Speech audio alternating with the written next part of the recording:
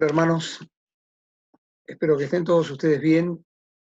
Muchas gracias por darme esta posibilidad de compartir el Instituto Bíblico junto a ustedes.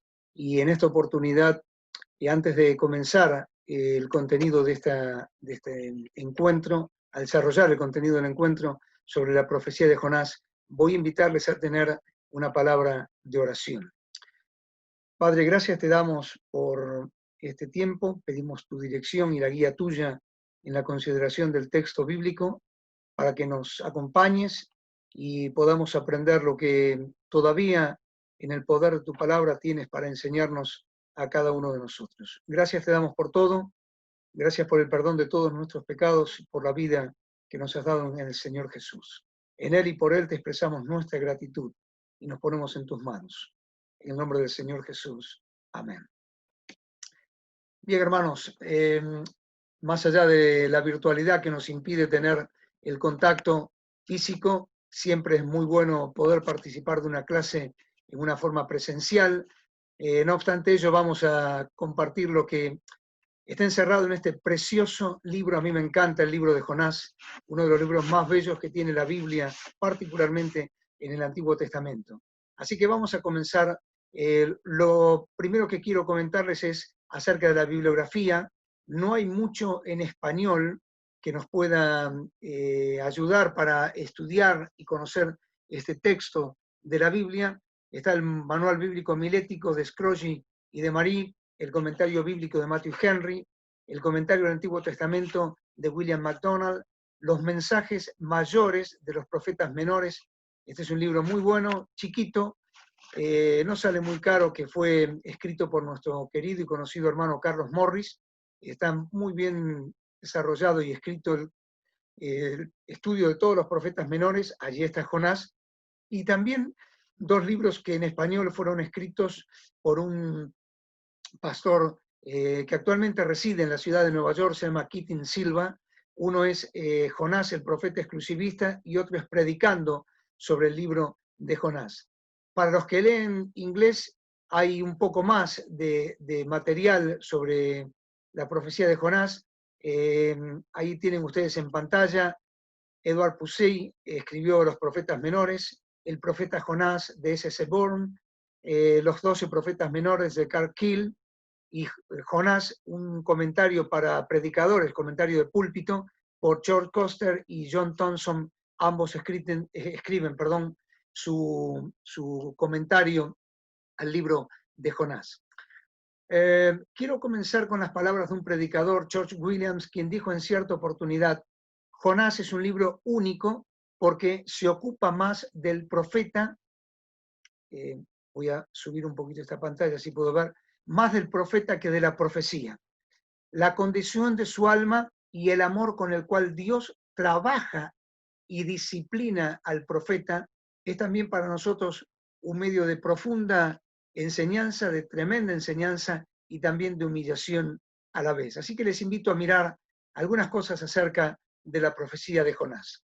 El nombre Jonás significa paloma y fue un profeta surgido en el reino del norte, más o menos cuando estaba reinando Jeroboam II. Fue cuando él realizó su ministerio, vivió y realizó su ministerio allí entre los años 825 al 750 aproximadamente antes de Cristo. Esto está registrado, el reinado de Jeroboam, en el segundo libro de Reyes, capítulo 14 y versículo 25. Fue hijo de Amitai o Amitai, de la tribu de Zabulón. La tribu de Zabulón fue una de las tribus, uno de los hijos de Jacob, a quien le correspondió un territorio en el pueblo de Israel, en la nación de Israel, y que fue repartido allí por Josué, ahora lo vamos a ver, y estaría la tribu de Zabulón en la parte norte-oeste, norte-este de Israel, y allí entonces estaría un pueblo llamado Gat Efer, donde se cree que vivió Jonás y toda su familia y la parte de la tribu de Zabulón. Gat Efer es una de las ciudades que les tocó en el reparto de las tierras, Josué capítulo 19, a la tribu de Zabulón. Y como les decía, está registrado allí en el segundo libro de Reyes, capítulo 14. De ahí entonces entendemos que Jonás existió en el reinado de Jeroboam II y que vivió, compartió el mismo periodo y la misma región, aunque no sabemos si pudo haber tenido contacto con ellos, con otros profetas del pueblo, para el pueblo de Israel, que fueron Oseas, Amós y Joel. Fueron contemporáneos de Jonás. Yo quiero destacar brevemente la tarea de ser profeta. ¿Qué significaba ser profeta? Y hay algunos rasgos llamativos que nosotros tenemos que conocer de la personalidad del profeta. En primer lugar, el profeta era un hombre elegido por Dios. Dios llamaba a quienes él quería para lo que él necesitaba y cuando él lo había establecido. Entonces eso nos está hablando de la misión del profeta. El profeta tenía una misión puntual y específica. No era hacer lo que él quería, era responder al llamado de Dios. En segundo lugar, el profeta era un hombre inspirado por Dios. Su punto de apoyo, su fortaleza, su sostén era la persona de Dios y por ello estaba motivado para dar la palabra de Dios. Dios era el que le sostenía. Y entonces eso nos habla del mensaje del profeta. El profeta no podía hablar lo que a él le parecía, tenía que hablar lo que Dios le decía que dijera. En tercer lugar, el profeta es un hombre público, era su deber transmitir la palabra de Dios, el mensaje de Dios en todo lugar, sea público, sea privado, sea abierto, sea cerrado, a todos los lugares a donde él iba, necesitaba dar el mensaje de Dios. Y eso nos habla del ministerio del profeta. Tenía que cumplir la tarea para la cual Dios lo había llamado. Y por último, el profeta era un hombre en peligro. ¿Por qué? Porque su vida muchas veces, su vida personal, muchas veces corría peligro, era despreciado, era burlado, era menospreciado, no era tenido en cuenta, era desestimado por las gentes a las cuales él iba a dar el mensaje de Dios, y eso nos habla de la manifestación del profeta. No era fácil ser profeta en medio de un pueblo, como dice la Escritura, rebelde y lleno de contradicciones, que se oponía a Dios. Un pueblo difícil, de dura cerviz, un pueblo orgulloso, pero a esas personas, a ese pueblo, a ese carácter de pueblo tan particular como es el pueblo de Israel, era enviado el profeta de Dios, en este caso Jonás. Vamos a hacer un poquito de historia para entender el contexto de nuestro estudio. Cuando Josué ingresa en la tierra prometida, allí reparten las tierras y ustedes están viendo algo de lo que aproximadamente sería el reparto de las tierras que habíamos dicho estaba allí en Josué capítulo 19 y cómo le correspondía a cada una de las tribus, cada sector allí en la tierra prometida. Nosotros tenemos que saber algunas fechas que son importantes para entender no solamente Jonás, sino todo el contenido de los profetas del Antiguo Testamento. Nosotros vamos a ver ahora unas fechas, unos años, que puede haber tal vez una pequeña dispersión de acuerdo al autor, al que estudia y que da el contenido histórico referencial de estos acontecimientos, puede haber una diferencia de autores entre 2 y 4 años. Por supuesto, 2, 4 años en un periodo de miles de años no es tanto el problema, pero bueno, algunos pueden dar algunos años más, otros años menos, pero básicamente casi todos están coincidiendo en las fechas que nosotros vamos a dar ahora. Ustedes saben que Israel no tenía rey, su rey era Dios.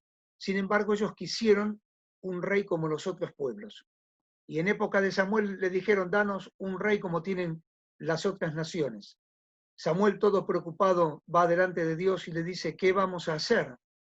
Y Dios le dice, no te preocupes, Samuel, no te están rechazando a vos, no están rechazándote a ti, dice la Escritura, me están rechazando a mí.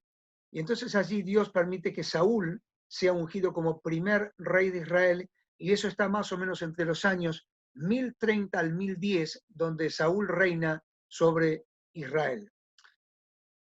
Muere Saúl y llega al trono David, y entonces David reina en la parte sur de Israel, de la tierra de Israel, entre los años 1010 y 1003, para luego, a partir del 1003 y hasta el 966, reinar sobre todo Israel unificado. Primeramente lo había hecho sobre la parte sur y ahora lo estaba haciendo también sobre la parte sur y la parte norte.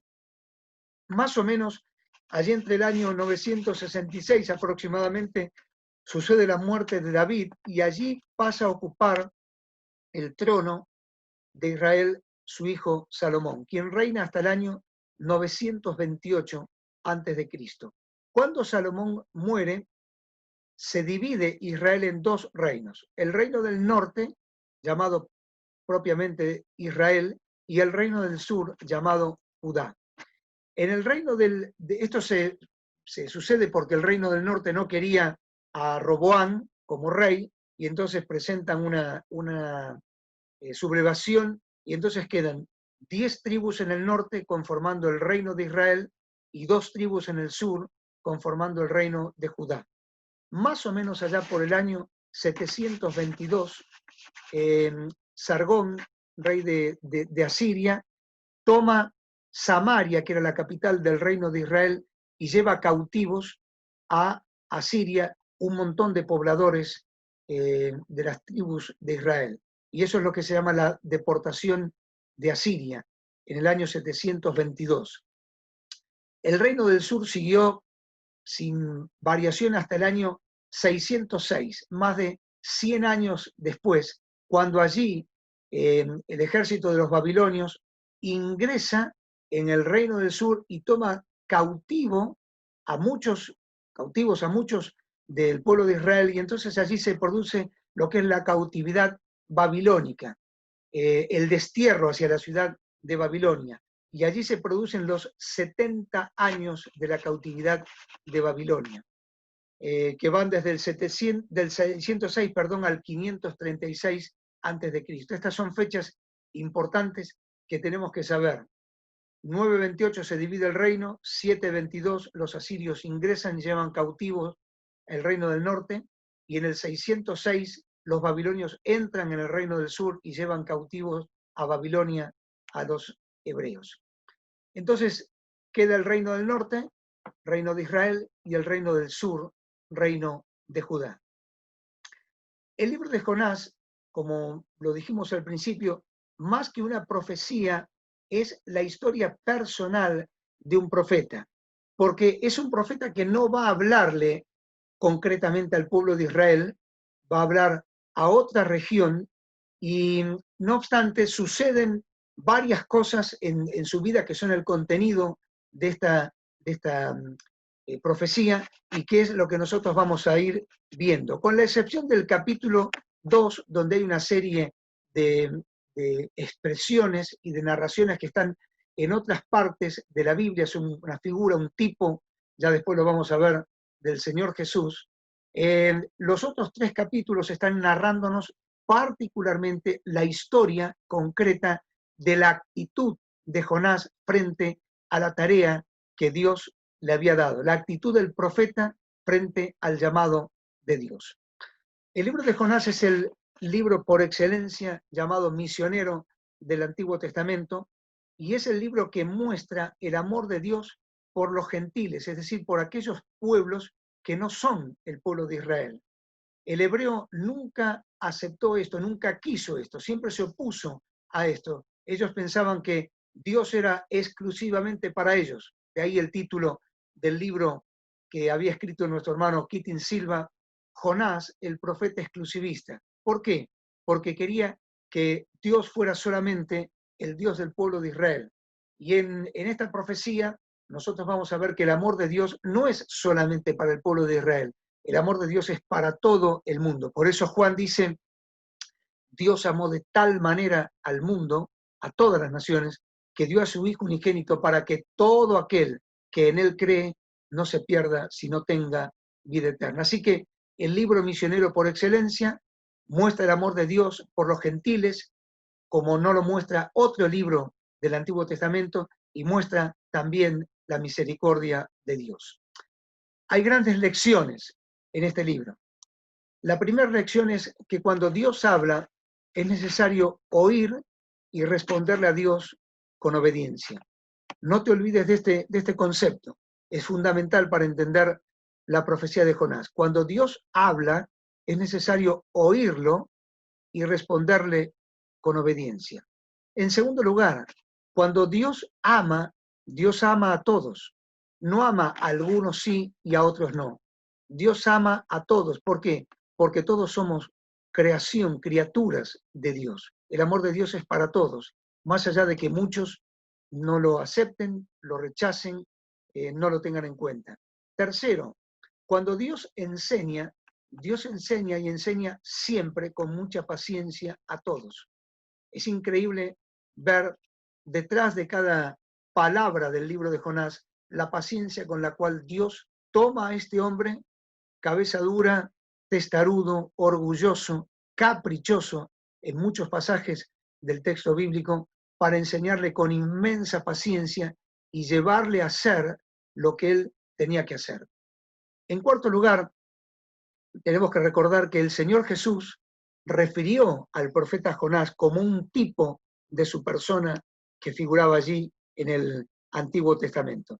Así que vamos a ponernos ahora a mirar el contenido del libro de Jonás. La profecía de Jonás son 4 capítulos y sus destinatarios, aunque no se especifica de una manera determinante en el texto bíblico, sabemos que son los habitantes de Nínive. Nínive era la capital de Asiria. Asiria era una antigua región del norte de la Mesopotamia oriental. Habían tomado ese nombre Asiria de su principal dios, de la creencia de ellos, que era el dios Asur. Entonces, de ahí, de Asur, se deriva el nombre de Asiria. Asur era la deidad principal de este pueblo, y este pueblo data de por lo menos unos 2500, 2600 años antes de Cristo.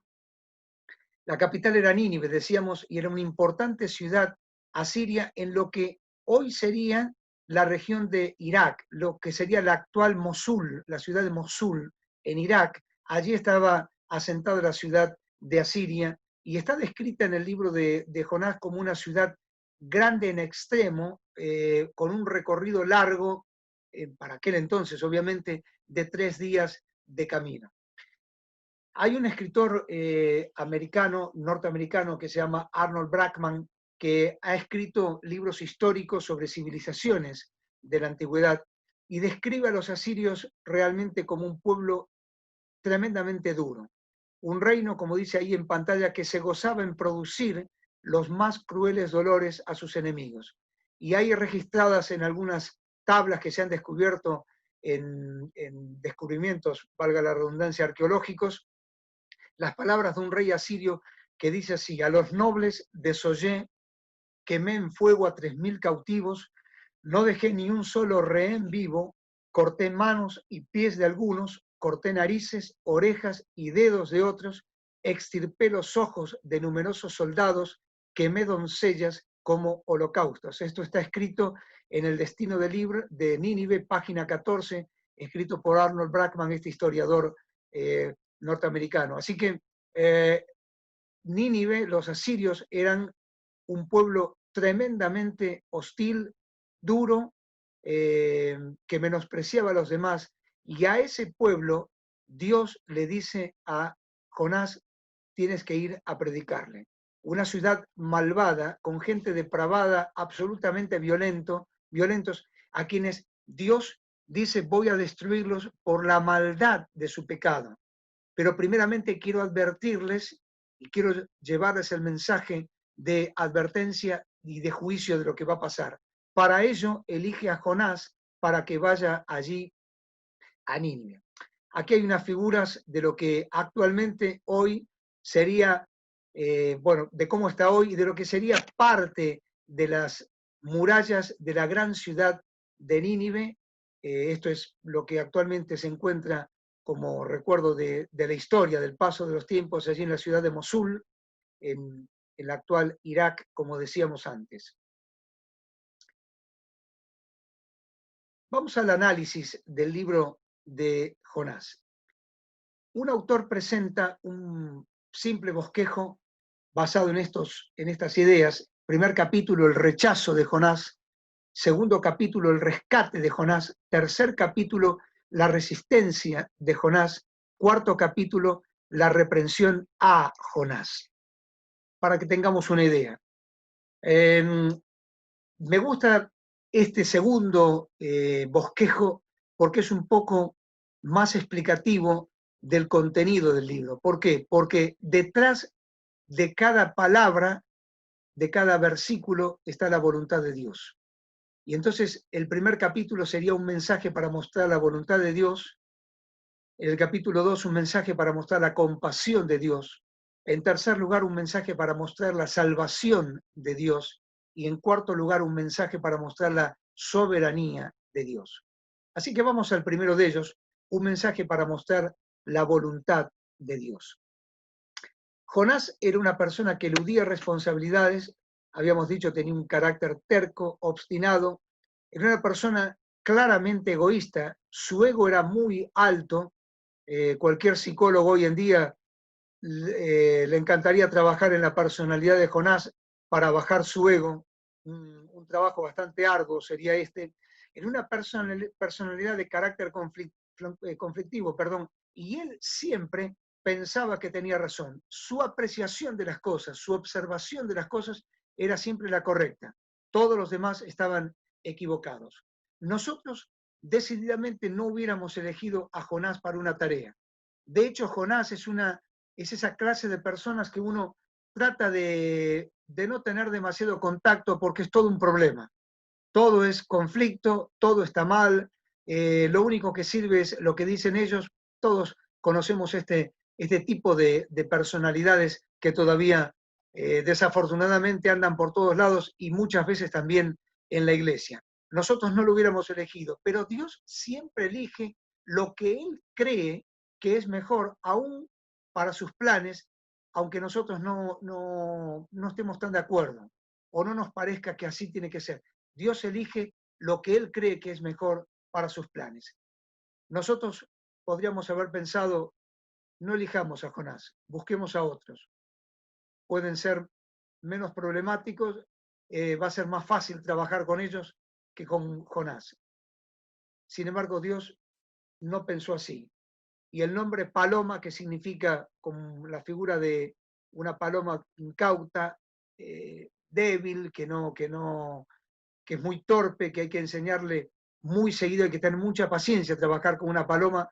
Bueno, esto parecería ser que fue lo que Dios se propuso con Jonás, porque estaba decidido a trabajar con él, aunque le diera mucho trabajo. Así que en el primer capítulo tenemos por lo menos estas 4 cosas. En primer lugar, el primer llamado que recibe Jonás. En segundo lugar está la huida de Jonás. Luego viene el episodio de la tormenta y el episodio del castigo a Jonás. Así que el primer llamado, la huida, la tormenta, el castigo. El primer llamado. Dice la escritura que vino palabra de, yo voy a buscarlo aquí en mi Biblia, ustedes lo pueden buscar también allí en la Biblia de ustedes para tener una referencia más exacta de lo que vamos a estar mirando allí en la profecía de Jonás. Abrimos en Jonás capítulo 1, profecía de Jonás.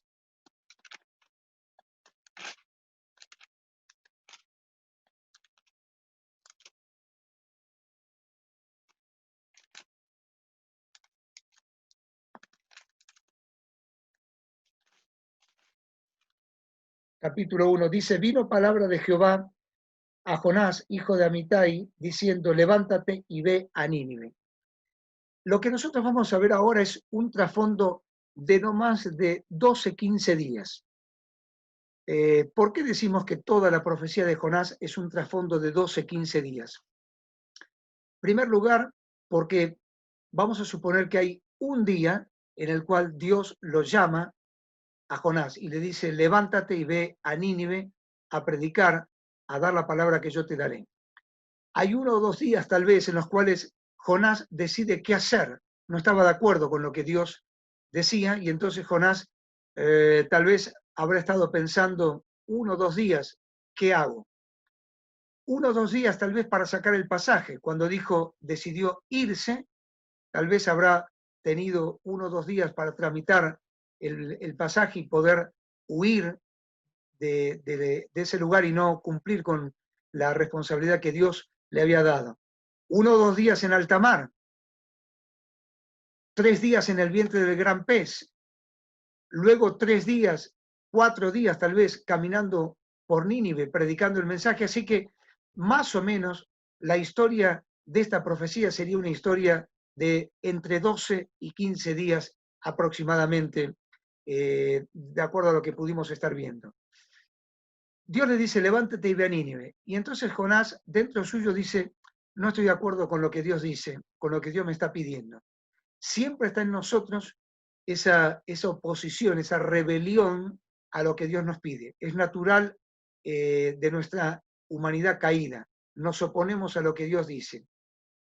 Pero que tenemos que tener mucho cuidado, queridos. Isaías 45:9 dice, ay de aquellos que pelean, que pleitean con su hacedor. Tenemos que tener cuidado de no encontrarnos en la vida en situaciones similares a las de Jonás, peleando con Dios. Jonás dice, no estoy de acuerdo, y entonces allí comienza todo un proceso de trabajo en el cual él empieza a decidir qué es lo que va a hacer. No comparte lo que Dios le dice, pero tiene que tratar de rebuscárselas para no hacer lo que Dios le dice. Así que, fíjense, encuentra un barco, fíjense cómo está la secuencia, encuentra un barco que está a punto de zarpar, un barco en donde hay una plaza disponible en la que él puede ir, puede ocupar esa plaza, y justo va para Tarsis. Supongo que él también podría pensar, bueno, esta sí es la voluntad de Dios. Tengo todo servido en bandeja para hacer lo que a mí me parece y no hacer lo que Dios dice. Y entonces ustedes tienen ahí en plano que, como ustedes lo están observando allí en la ciudad de Jope, en el reino de Israel, allí hay una distancia pequeña hasta Nínive y luego hay una distancia en rojo mucho más grande hasta Tarsis, en el sur de España. Fíjense que este fue el derrotero de Jonás. Dios lo manda a Nínive, hacia la derecha, hacia el oeste, y él se va hacia la izquierda, hacia el este, una distancia mucho más grande. Nínive estaba a unos 800 kilómetros de donde él estaba viviendo allí en Israel, y Tarsis estaba a unos 3.200 kilómetros. Así que casi 4 veces el viaje, pero él necesitaba huir de la presencia de Dios. Este concepto, huir de la presencia de Dios, a veces puede presentar alguna discrepancia. No es tanto que él fuera consciente de salir de la presencia de Dios, escapar de Dios. Ustedes se acuerdan que hay un Salmo 139, que dice que es imposible huir de la presencia de Dios. No podemos escapar de Dios. A donde vayamos, Dios está presente porque Él es omnipresente. Esta idea de escapar de Dios sería más bien la idea de escapar de la tarea de Dios, de la responsabilidad que Dios le había dado. ¿Por qué? Porque si Él se iba para otro lugar, obviamente no podía estar en Nínive, obviamente no podía dar el mensaje a Nínive, obviamente se iba a salir con la suya. ¿Por qué? Porque no estaba donde tenía que estar. Así que para Jonás sería más bien una excusa este concepto, huir de la palabra, de la presencia de Dios, perdón, huir para no dar la palabra de Dios. Y entonces aparece a partir del versículo 4 las intervenciones de Dios en esta profecía, que son estupendas. Dice el versículo 4, pero Jehová. Y allí comienza la intervención de Dios, y allí Dios nos va a mostrar su presencia, su participación y su planificación que está detrás de cada paso, de cada actitud que da Jonás. Y esto es muy interesante observarlo. Yo les invito a que ustedes podamos leer, es un libro corto, una profecía corta, se lee en apenas unos minutos, todo el contenido de esta epístola, no, de esta carta, de esta profecía, discúlpenme, para poder tener una idea acabada. Y van a poder encontrar que este concepto que aparece allí en pantalla es una realidad. Dios estaba detrás de cada pisada que daba Jonás, de cada paso que daba Jonás, aunque él no se daba cuenta de ello o lo negaba en su inconsciente. Pero aparece en el versículo 4 y en el versículo 17. En el primero dice, pero Jehová hizo levantar un gran viento. Y en el versículo 17, pero Jehová había preparado un gran pez. Así que Dios estaba detrás de levantar una tormenta en alta mar, como también estaba detrás de preparar un gran pez que estuviera allí dispuesto para tragar a Jonás. Así es Dios con nosotros, queridos. Dios lo quería a Jonás en otro lugar y él no quiso. Y Dios no dejó de seguir a Jonás. No podemos huir de la presencia de Dios. Dios nos quiere donde tenemos que estar. Y deberíamos preguntarnos, ¿estoy en el lugar donde Dios quiere que esté? Porque eso es una prueba de madurez, entender que estamos, saber que estamos en la voluntad de Dios, cumpliendo la voluntad de Dios donde Él quiere que estemos. Cuando no estamos en la voluntad de Dios, bajamos. Ese es un concepto muy interesante también de la profecía de Jonás. Fíjense, dice Jonás en el versículo 3, se levantó para huir, es decir, decidió salir del control de Dios, huir de la presencia, de la responsabilidad que Dios tenía para él. Descendió a Jope, allí para buscar el barco. Descendió al interior de la nave para dormir, versículo 5. Descendió al mar, en el versículo 15. Descendió al vientre de un gran pez, versículo 17. Así que fíjense cómo cuando no estamos en la voluntad de Dios, cómo vamos descendiendo. Pasos paulatinos, pero pasos que siempre nos llevan a descender. Ojalá podamos, cada uno de nosotros, entender lo que significa estar en la voluntad de Dios. La tormenta. Dice que había bajado Jonás al interior de la nave a dormir. Allí la expresión dormir es una expresión hebrea que es la palabra tardema, que significa un sueño profundo. Y esto aparece significativamente allí en Génesis capítulo 2, versículo 21, cuando habla del sueño profundo en el cual Dios colocó a Adán para poder sacar de su costado una costilla y formar a la mujer. Un sueño profundo, es decir, cuando estamos absolutamente rendidos y nos dormimos y nos desconectamos totalmente de las cosas. Eso fue lo que pasó con Jonás. Cayó en un sueño profundo, bajó al interior de la nave porque estaba absolutamente cansado.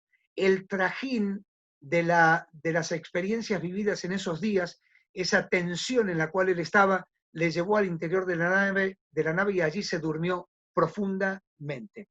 El sueño profundo de aquel que pretende escapar de la presencia del Señor.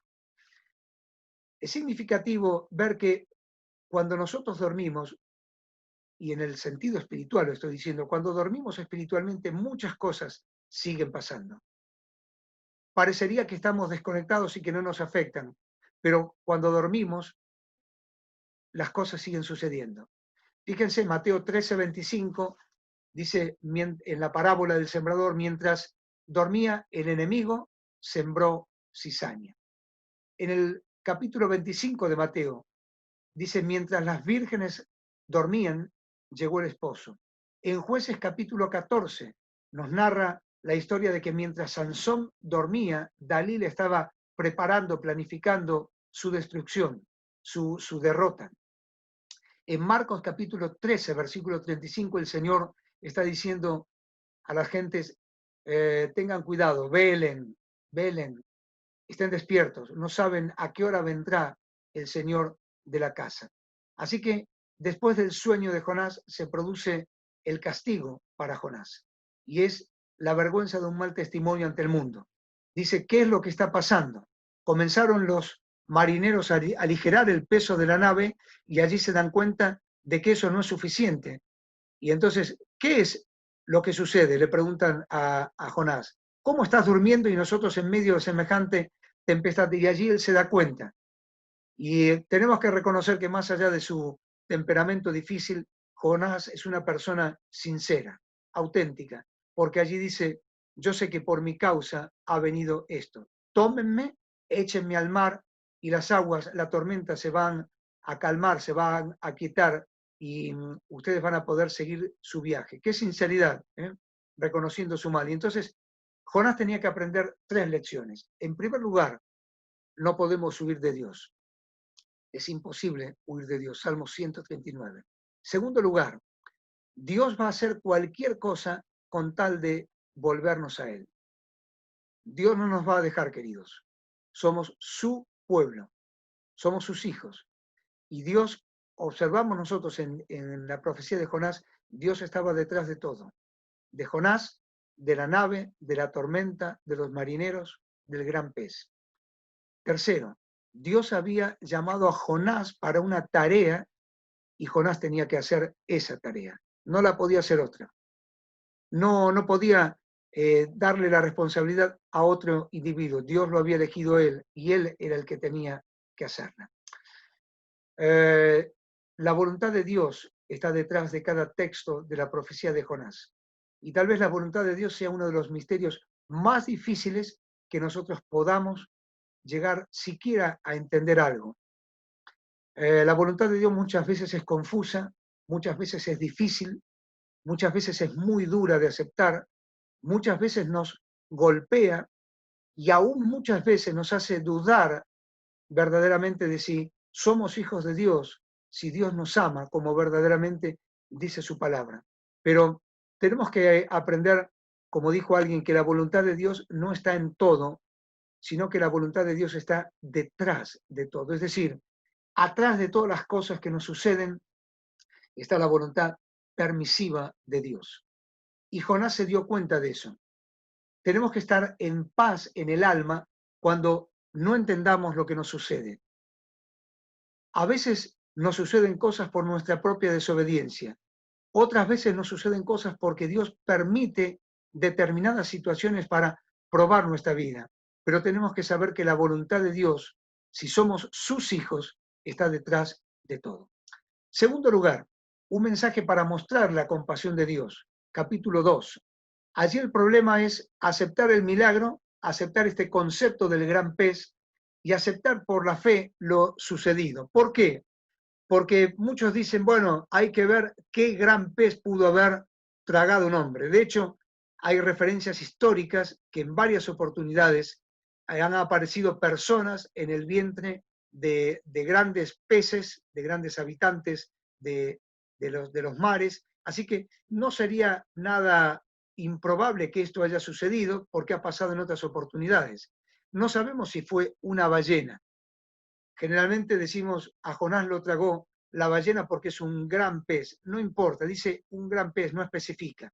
Y entonces tenemos que aprender a aceptar este milagro y aceptar la figura del gran pez como algo que Dios en su voluntad tenía preparado y permite para que el profeta aprenda la lección.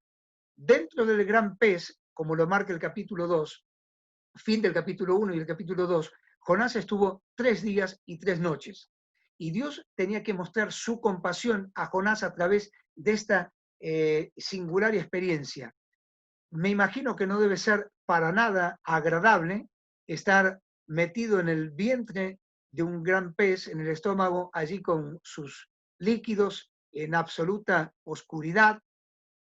Supongo que no debe ser nada agradable, pero Jonás, aún en esa situación, es consciente de su vida y es consciente de todo lo que está pasando. Y entonces allí el texto del capítulo 2, el texto 1 dice, entonces oró Jonás a Jehová su Dios desde el vientre del pez y dijo, invoqué a Jehová en mi angustia, etcétera, etcétera. La palabra oró en el original es agradeció, es decir, tuvo una oración de gratitud. ¿Por qué? Porque se daba cuenta de que Dios estaba atrás de todo lo que le pasaba. Oró seguramente por el pez, oró tal vez por haber sido librado de la muerte, oró porque Dios estaba detrás de él cuidándolo y enseñándole una gran lección. El tema es que él invocó al Señor en el vientre del gran pez y Dios le oyó. Allí se manifiesta la presencia de Dios en este capítulo 2. Fíjense, Dios escucha, versículo 2, mi voz oíste, versículo 3, Dios dirige, todo pasó sobre mí, Dios trabaja en la experiencia del versículo 4, donde dice, oí a Dios, Dios prueba, en el versículo 5, Jonás siente el peso de la prueba, Dios salva, en el versículo 6, sacaste mi vida de la sepultura. Y en el versículo 9, Dios es glorificado. Así que Dios escucha, Dios dirige, Dios trabaja, Dios prueba, Dios salva, Dios es glorificado en esta experiencia de Jonás.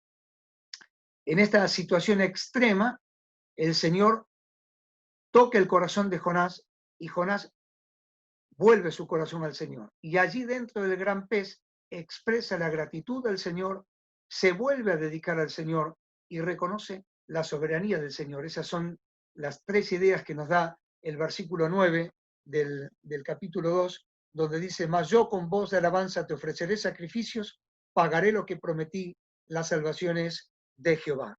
Así que expresa la gratitud, vuelve a dedicarse al Señor y reconoce la soberanía del Señor. Ustedes saben que este capítulo 2 muestra una similitud, un tipo de Cristo en la experiencia de Jonás. Esto está allí en Mateo 12 y Mateo 16. Mateo 12 dice, como ustedes lo pueden ver ahí en pantalla, porque como estuvo Jonás en el vientre del gran pez 3 días y 3 noches, así estará el Hijo del Hombre en el corazón de la tierra 3 días y 3 noches. Los hombres de Nínive se levantarán en el juicio con esta generación y la condenarán, porque ellos se arrepintieron a la predicación de Jonás. Y aquí, más que Jonás en este lugar, lo que está diciendo el Señor es, hay alguien más grande que Jonás. Y así como los ninivitas se arrepintieron, ustedes están haciendo todo al revés. Ustedes no se están arrepintiendo de lo que yo les estoy diciendo. Y en Mateo capítulo 16, verso 4 dice, la generación mala y adúltera demanda señal, pero señal no les será dada, sino la señal del profeta Jonás. Y dejándolos, se fue. Es decir, va a suceder que va a haber una señal como la del profeta Jonás, 3 días y 3 noches. Y si les interesa, crean en esa señal. Y allí el Señor se fue. Un mensaje cargado de interrogantes, aunque la gente sabía muy bien lo que estaba diciéndole el Señor. Así que Jesucristo es está representado en este tipo de Jonás. Los dos estuvieron 3 días y 3 noches sepultados, aunque Jonás resucitó simbólicamente, también es una figura, es un tipo de Cristo resucitando con poder después de 3 días y 3 noches. Y Jonás cita varios salmos de las Escrituras, varios conceptos de algunos salmos de las Escrituras que están en este capítulo 2. Por amor al tiempo, ustedes lo pueden buscar en las referencias paralelas al texto bíblico que tienen asentadas ahí, escritas ahí en cada una de sus Biblias. Así que termino este capítulo 2 con los contrastes entre Jonás y Jesucristo. Uno fue desobediente a la voluntad de Dios, otro obediente a la voluntad de Dios. Uno sufrió por sus propios pecados y otro sufrió por los pecados de otros. Y uno se arrepintió de su pecado. El otro no hizo falta que se arrepintiera porque era sin pecado. Contrastes, símiles entre la figura de la persona de Jesucristo y Jonás. Pero Jonás también es un tipo de Israel. ¿Por qué? Porque ambos fueron llamados a testificar a los gentiles y ambos rehusaron ir a los gentiles. Allí lo encontramos en Hechos capítulo 13. Se negaron a que Dios fuese también Dios de los gentiles y ambos sufrieron las consecuencias de esa negativa al cumplimiento de Dios. Jonás fue arrojado al mar y los judíos fueron arrojados, fueron esparcidos entre la tierra, entre las naciones. Esto está allí en Deuteronomio capítulo 4 y en Ezequiel capítulo 23. Jonás es un tipo de Israel. Jonás no fue digerido por el pez. le guardó y allí le tuvo para luego expulsarle. Tampoco los judíos fueron asimilados por las naciones. Aunque fueron preservados milagrosamente entre ellas, están esperando un día en el cual volverán a su tierra, serán sacados de donde están y serán vueltos a la tierra que Dios les prometió. Jonás también es un tipo de Israel. En su aflicción clamó al Señor y Dios le escuchó y le salvó. Y así sucederá en la gran tribulación, cuando el pueblo de Israel clamará en medio de los juicios de Dios, clamarán al Señor y Dios saldrá en intervención, en salvación para su pueblo. Zacarías 12, Isaías 66, Ezequiel capítulo 37. Tercero, séptimo y último, así como Jonás resucitó y fue restaurado, así los judíos también simbólicamente resucitarán y estarán en las naciones para manifestación de la gloria de la persona de Dios. Serán allí restaurados a su tierra. Y esto lo marca allí Pablo cuando habla en ese apéndice de los capítulos 9, 10 y 11 de Romanos acerca del futuro del pueblo de Israel. Muy bien, vamos a ingresar entonces al capítulo 3. Un mensaje para mostrar la salvación de Dios. Capítulo 3. Dios decide darle a Jonás una segunda oportunidad. Hay un autor que llama la experiencia de Moisés como la experiencia del Dios de la segunda oportunidad. Dios siempre nos da una segunda oportunidad. Dios siempre está dispuesto a darnos una segunda oportunidad. Y entonces arranca este capítulo 3 y le vuelve a decir a Jonás, levántate y ve a Nínive. Fíjense que las características, vamos a ver ahora las características del mensaje de Dios en este capítulo 3 y son prácticamente las mismas que aparecen en el capítulo 1. No se le renueva la misión sigue siendo la misma. No es que Dios dice, bueno, ok, no quisiste aquello, hacer aquello, vamos a cambiar y ver de qué forma. No, no, Dios le vuelve a dar exactamente a Jonás la misma misión. Dios no cambia sus planes. Nosotros tenemos que aprender a adaptarnos a los planes de Dios. Y entonces hay aquí un mensaje repetido, vino la palabra por segunda vez a Jonás. Hay un mensaje recibido y es, proclama el mensaje que yo te daré. Y hay un mensaje definido, Nínive será destruida.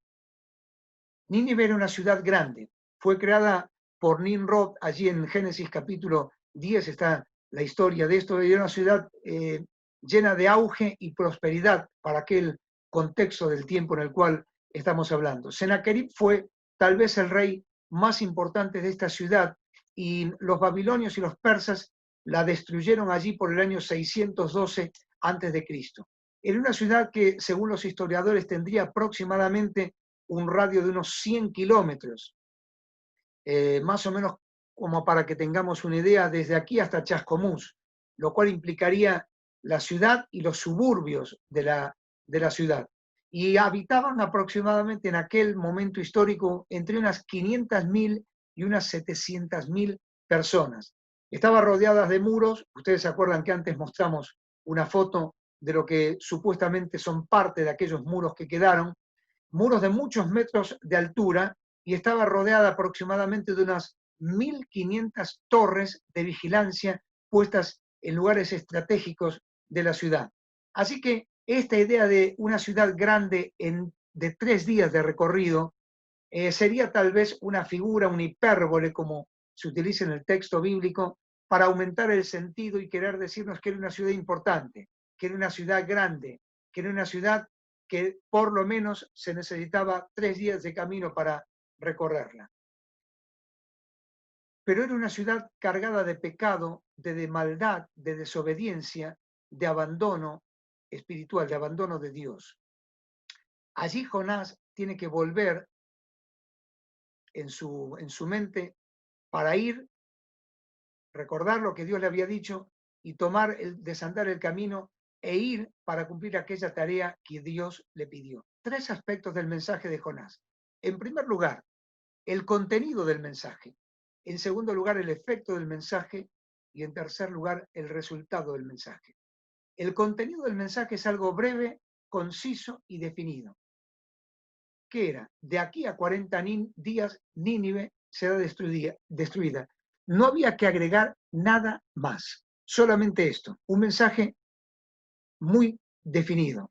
Lutero decía, cuando el Espíritu Santo habla, una palabra de él vale por miles de las nuestras. Es decir, no necesitamos tener un mensaje extremadamente largo. Simplemente hay que decir lo que Dios quiere que digamos. De aquí a 40 días, Nínive será destruida. Es un mensaje que proviene del cielo, porque dice el texto bíblico, proclama en ella el mensaje que yo te daré. No era lo que Jonás supuestamente pudiera o quisiera decir, era lo que Dios le había dicho, le iba a dar para que dijera. Es un mensaje de destrucción, no de salvación. Fíjense que dice, de aquí a 40 días, Nínive será destruida. ¿Por qué de destrucción? Porque necesitaban primeramente saber dónde estaban, cómo estaban, la condición en la que estaban, para que entonces Dios pudiera así mostrar la salvación y ellos pudieran apropiarse de esa salvación. Era un mensaje auténtico, no tenía demasiada retórica. De aquí a 40 días, Nínive será destruida. Jonás predicó un mensaje que primeramente él había vivido en persona. ¿Por qué? Porque era un mensaje que mostraba la desobediencia, el pecado, el castigo, la necesidad de arrepentimiento, de recibir el perdón para poder ser restaurados. Y eso que Jonás había experimentado en su vida, capítulo 1 y capítulo 2, ahora lo tiene que transmitir a los habitantes de Nínive. Desobediencia, pecado, castigo, necesidad de arrepentimiento, perdón, restauración. Siempre, queridos, el mensaje tiene que ser primeramente vivido para luego poder ser transmitido. Necesitamos vivir el mensaje del Evangelio. Y quiero dejarte unos conceptos sobre esto que es importante. Spurgeon decía, no subimos al púlpito para hablar de nosotros o de lo que nos parece tal o cual cosa.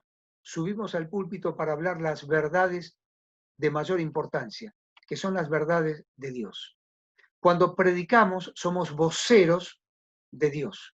Estamos diciendo no lo que nosotros deberíamos decir o quisiéramos decir, sino lo que Dios quiere que las personas escuchen. Por eso el mensaje del Evangelio no siempre es bien recibido, porque el mensaje del Evangelio no es el mensaje que transmite lo que las personas quieren oír. El mensaje del Evangelio transmite lo que Dios quiere que las personas oigan. Y hay una diferencia muy grande entre oír lo que yo tengo ganas de oír y oír lo que Dios quiere que yo oiga. Siempre tenemos que tener en cuenta estos tres pasos en el mensaje. La información, ¿qué dice la palabra? La instrucción, ¿por qué lo dice la palabra? Y la transformación, ¿para qué lo dice la palabra? Y esto está allí guardado en el mensaje de Jonás. ¿Qué dice? Que de aquí a 40 días el mensaje de Dios será, Nínive será destruida. ¿Para qué lo decía? ¿Por qué lo dice? Lo dice porque aquel pueblo estaba viviendo en pecado, en desobediencia, en maldad, en abandono de Dios y necesitaban oír del amor de Dios. La transformación, ¿para qué lo decía? Para que pudieran ser salvos, arrepintiéndose y comenzando una nueva vida. Entonces el mensajero siempre debe tener dependencia, obediencia y persistencia en el mensaje. Dependencia porque es el mensaje que yo te daré, obediencia porque debe ser conforme a la palabra de Jehová y persistencia porque debe decidirse y actuar y persistir en expresar el mensaje. Comenzó Jonás a andar por Nínive predicando la palabra de Dios. Veamos cómo actúa Dios a través del mensaje. Dios esparce la palabra, versículo 5, y los hombres de Nínive creyeron a Dios. Cuando Jonás empezó a predicar, suceden varias cosas en el mensaje que él da, que es fruto del trabajo de Dios, de la obra del poder de Dios. Dice, esparce la palabra, versículo 6, la lleva a donde no pensamos, dice en el versículo 6, y llegó la noticia hasta el rey de Nínive. Nosotros damos el mensaje, no sabemos a dónde puede llegar. La efectiviza y la multiplica, versículo 7, proclamar y anunciar en Nínive, es decir, en toda la ciudad. Llegó a algunos lugares, pero a partir de ahí se multiplicó el mensaje. Produce arrepentimiento, versículo 8, cúbranse de cilicio, hombres y animales, es decir, todos. Produce arrepentimiento en todo aquel que recibe el mensaje, es el impacto del mensaje del Evangelio. Produce reflexión y convicción, versículo 9. ¿Quién sabe si Dios se arrepentirá y volverá, se apaciguará el ardor de su ira y nosotros no pereceremos? Así que produce convicción de saber que Dios tal vez pueda tener misericordia. Da resultados, versículo 10. Y vio Dios lo que hicieron, que se convirtieron de su mal camino y se arrepintió del mal que había dicho que les haría y no lo hizo. Qué bárbaro. El mensaje de Dios obrando, produciendo el efecto que el poder de Dios tiene a través de su palabra. Queridos, estudiemos la Biblia, enseñemos la Biblia, prediquemos la Biblia, vivamos la Biblia, descansemos en el poder de la Biblia, amemos la Biblia. Nosotros tal vez no veamos resultados, pero si nosotros estudiamos la Biblia y enseñamos la Biblia, predicamos la Biblia, vivimos la Biblia, el poder de la Biblia será el que logrará los resultados, porque la palabra de Dios, dice la Escritura, nunca habrá de volver a él vacía. Siempre producirá resultados. Por último, capítulo 4, un mensaje para mostrar la soberanía de Dios. A nosotros nos parecería que tenemos aquí un Jonás restaurado. En realidad no es tan así. Jonás fue a Nínive, su cuerpo fue a Nínive, su corazón se había quedado todavía allí en alta mar, porque aquí se suscita un intercambio, una discusión, una conversación entre Dios y Jonás. Jonás no estaba de acuerdo otra vez con lo que Dios le pedía. No quiso obedecer al Señor una vez más. Fue y realizó lo que Dios le pidió, pero no estaba convencido. Seguía creyendo que Dios estaba equivocado en amar a los ninivitas porque no se lo merecían. No correspondía que el amor tan grande de Dios fuera para ellos, que eran un pueblo despiadado, malvado, y cargado de pecado. Pero queridos, esto nos enseña que no es lo que hacemos para Dios, sino cómo lo hacemos, lo que habrá de traer bendición. Fíjense que Dios tuvo que salir a suplir la deficiencia que había en el trabajo de Jonás. Jonás hizo lo que Dios le pide, lo que Dios le había pedido, pero Dios tuvo que salir a compensar la falta. ¿Por qué? Porque no lo había hecho como él le había pedido. No lo hizo convencido. Y no es el espíritu de ir y hacer algo por hacerlo. Es el espíritu de cómo hacemos las cosas para Dios. Eso es lo que hace la diferencia. Dios tuvo que, en su amor y por el arrepentimiento de aquella gran nación, de aquellos habitantes de la ciudad, darse cuenta de que podía bendecirles y podía extender hacia ellos su amor porque se habían arrepentido. Pero el profeta no había cumplido la tarea como quería. ¿Por qué? Porque no lo había hecho de corazón. Jonás no estaba de acuerdo con el plan de Dios. Y entonces miremos brevemente las actitudes de Jonás frente a lo que Dios le había dicho. En primer lugar, frente a la misericordia del Señor, Jonás no está de acuerdo y entonces dice, oró a Jehová y dijo, ahora, oh Jehová, ¿no es esto lo que yo te decía estando aún en mi tierra? Por eso me apresuré a huir a Tarsis, porque sabía que yo, que tú eres Dios clemente y piadoso, tardo en enojarte y de grande misericordia, y que te arrepientes del mal. Ahora te ruego que me quites la vida. Fíjense cómo Jonás enfrenta la misericordia de Dios. Le dice, ¿te das cuenta? Lo que yo te decía allí en Israel cuando me pedías venir acá, yo sabía que ibas a actuar así. ¿Para qué me hiciste venir? Y entonces así le dice, quiero que me quites la vida.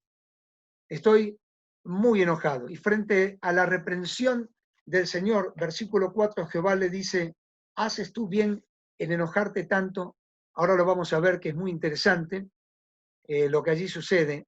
Vemos el actuar del Señor, versículos 5 al 9, y vemos el razonamiento del Señor, versículos 10 y 11. La misericordia del Señor. Jonás pensaba, la salvación es solamente para nosotros, Dios es solo para nosotros. No quiso doblegar su orgullo. Queridos, no discutamos con Dios. Dios es el soberano.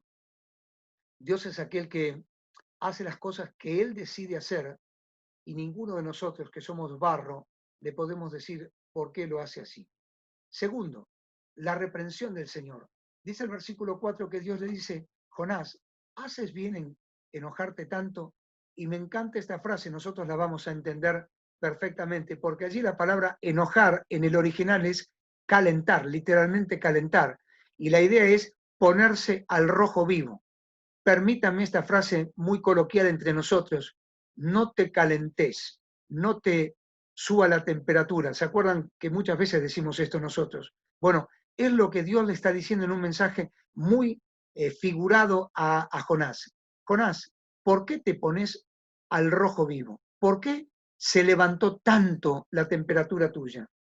Y entonces Dios le dice lo que hay que hacer, Dios le pone las condiciones, Dios le dice que utiliza el que quiere y cuando quiere, Dios puede dar o no el resultado. ¿Por qué? Porque Dios es el soberano. Y esta palabra es significativa. ¿Haces bien en enojarte tanto? La reprensión del Señor. Dios es capaz, queridos, de llegar muy lejos con tal de enseñarnos lo que nosotros tenemos que aprender. Fíjense que siguió a Jonás detrás de los pasos de Jonás, porque necesitaba aprender, enseñarle y que el profeta aprendiera la gran lección que tenía. Hasta que Jonás no volviera en sí como el hijo pródigo, no iba a poder aprender la lección. La reprensión del Señor. Dios, querido, nos va a quebrantar. Dios, como dijo alguien, nos va a aplastar. Dios va a pisar nuestro carácter, nuestro orgullo, hasta que nosotros aprendamos la lección. No estemos discutiendo con el Señor. Seamos dóciles y aprendamos a escuchar lo que Dios nos está queriendo decir.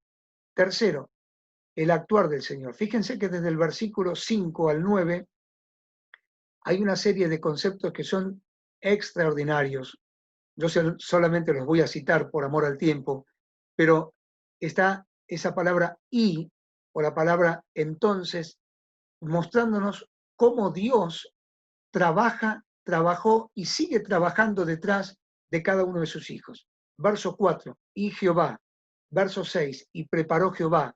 Verso 7, Dios preparó. Verso 8, preparó Dios. Verso 9, entonces dijo Dios. Verso 10, y dijo Jehová. Verso 11, y no tendré, vuelve otra vez a hablar Dios. Así que el actuar del Señor es tremendo. Dios manejó la tormenta, Dios manejó el gran pez, Dios manejó un arbusto que creció para enseñarle a Jonás en este versículo 4, en este capítulo 4, perdón, la gran enseñanza, y Dios también manejó un pequeño gusano para que se comiera la calabacera y Jonás pudiera seguir escuchando la voz de Dios, el actuar del Señor. Ahora, lo triste es cuando Dios tiene que usar tantas cosas, tantas lecciones, tantas circunstancias, a veces adversas, para que nosotros aprendamos las lecciones, que podamos aprender a ser más dóciles para con el Señor.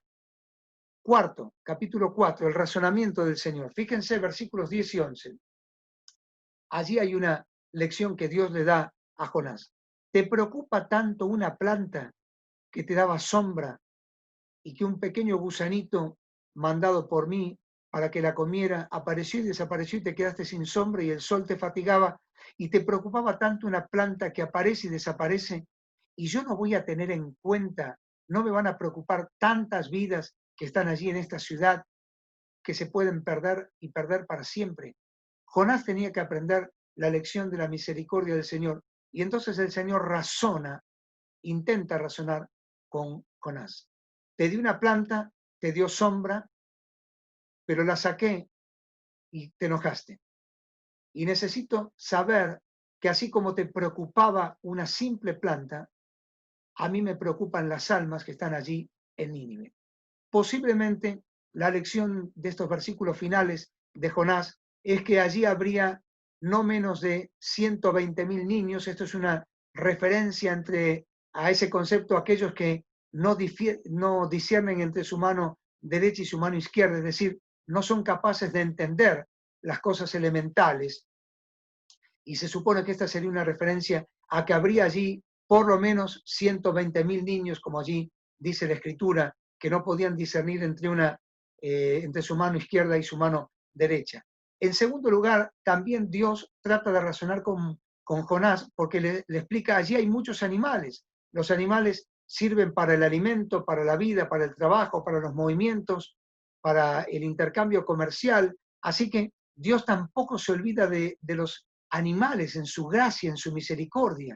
Y Jonás tenía que darse cuenta de esto.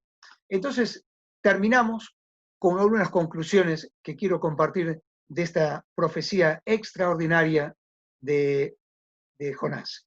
En primer lugar, no es solo conocer a Dios, Jonás conocía a Dios. Es necesario obedecer a Dios.